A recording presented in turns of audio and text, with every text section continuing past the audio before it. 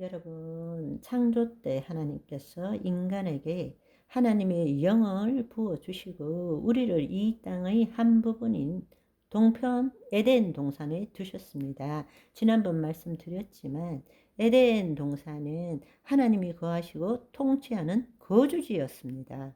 하나님께서는 하늘에도 계시지만 이 땅의 에덴 동산을 당신의 거주지로 하시고 그곳에서 어전 회의를 아담과 천상의 존재들과 함께 나눴던 곳이 에덴 동산입니다. 에덴 동산은 쉽게 말하자면 하나님이 계획하신 하나님 나라의 시작점입니다. 그리고 아담을 통해서 나머지 이 세상의 온 땅을 다스리고 정복하도록 계획하신 거죠. 그것은 모든 땅이 에덴 동산과 같이 되기를 원하시는 것입니다. 그 말은 하나님이 통치하시기를 원하신다는 것이죠. 그렇다면 하나님의 자녀를 통한 하나님의 계획의 완성은 무엇입니까? 모든 땅이 에덴 동산이 되는 새 땅이 되는 것입니다. 새 하늘과 새 땅이 되는 것입니다. 그것이 바로 하나님 나라의 영원한 완성이기도 합니다. 아멘. 그러나 하나님의 자녀의 타락으로 인해서 어떻게 되었습니까? 하나님의 영은 인간에게 있다가 그 후에는 제단, 성막, 성전에 계시게 되었죠. 그러다가 마침내 새 언약의 성취를 통해서 다시금 하나님의 생명이 인간 안에 거하게 된 것입니다. 그리고 그 하나님의 거주지인 에덴 동산인 하나님의 친백성을 뭐라고 부르죠? 교회, 하나님의 친백성을 교회라고 부르잖아요.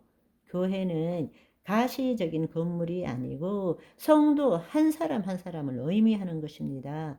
예수 그리스도 안에 있는 자는 하나님의 성전이고 주님의 자녀인 우리가 함께 할 때 하나님이 거주하시는 교회의 에덴 동산이 되는 것입니다. 이제 하나님께서 태초에 창조하시고 에덴 동산을 두시고 아담을 두고 계획했던 일을 오순절날을 통해서 다시 할 수 있는 기회를 주는 것입니다. 다른 말로 하나님의 그 비밀의 경륜을 예수 그리스도를 통해서 이루어가고 계시는 거죠. 아멘. 그런데 이제는 내가 사는 것이 아니라 예수 그리스도가 사시는 것이고 그 예수 그리스도를 통해서 이 땅에 그의 일을 해나가는 것입니다. 이게 바로 현재적 하나님 나라입니다. 그것을 통해서 정말 알곡과 쭉정이를 마지막 때 선별해 내는 것입니다. 기회를 줬기 때문에 그 핵심이 무엇입니까? 타락은 혼의 타락입니다. 그렇다면 마지막에 심판의 기준은 무엇입니까? 혼의 구원입니다. 아멘. 무슨 말인지 이해하시겠죠? 그러니까 우리가 지금 해야 되는 것은 끝까지 믿음의 선한 싸움을 통해서 혼의 구원을 이루어 가야 되는 거예요. 아멘. 그것은 내 혼이 내 생각과 내 감정을 자기와 동일시시키는 것이 아니라 자기를 부인하고 자기 십자가를 짐으로 그의 나라 안으로 들어가야 되는 것입니다. 우리의 혼이 하나님의 영 안에 거해야 되는 것입니다. 우리의 혼이 하나님의 영 안에 있을 때 그의 의를 나타낼 수 있게 되기 때문입니다. 그때라야만이 우리 심중에 생명의 말씀이 임하기 때문입니다. 그 법을 우리 속에 두고라는 말씀이 이루어진다. 라는 것입니다. 아멘. 성령님이 120명의 성도에게 임했을 때에 어떤 일이 일어났습니까? 사도행전 2장 4절을 보시면 그들이 다 성령 충만함을 받고 성령이 말하게 하심을 따라 다른 언어들로 말하기를 시작하느니라. 여러분, 그들이 다 성령 충만함을 받고 라고 말했습니다. 우리는 2000년 전에 약속하신 성령님이 처음 강림하시는 오순절 날에 일어난 일과 오순절날 이후에 일어난 성령의 역사의 그 차이점을 제대로 이해할 줄 알아야 합니다. 그리고 용어상의 차이도 제대로 이해해야 합니다.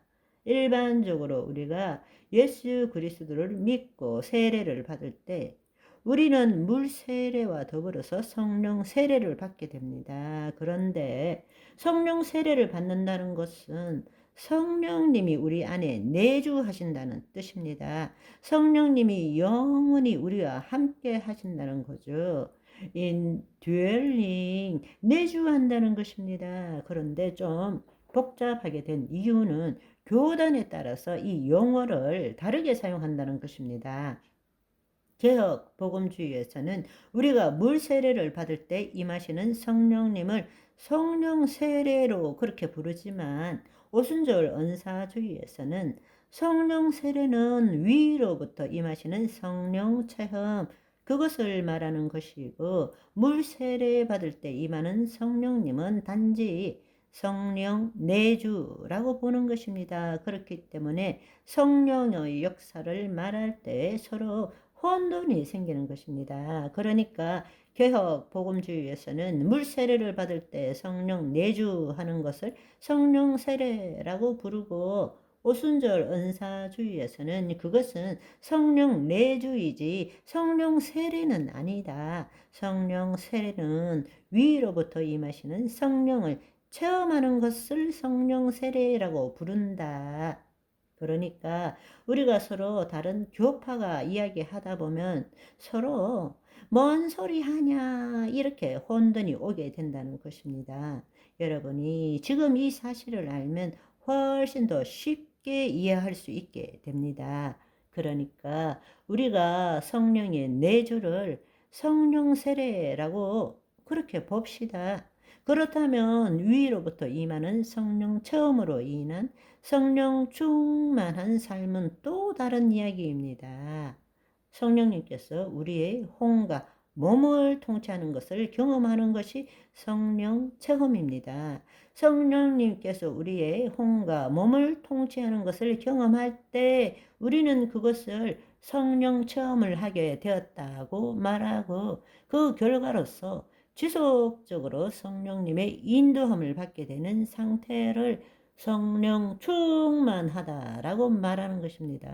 아멘. 오늘은 여기까지. 바이바이.